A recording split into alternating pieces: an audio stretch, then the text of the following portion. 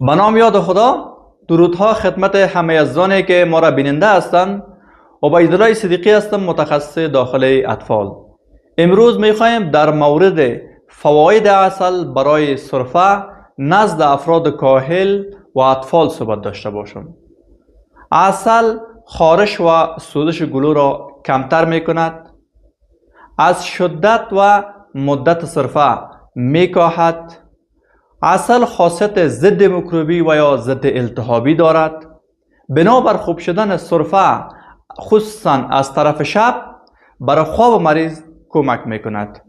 باید یادآور شوم که به هیچ وجه عسل از افراد پایین تر از 1 سال استفاده نکنین، چون ممکن است مرض خطرناکی را به بار بیاره به نام بوتولیزم.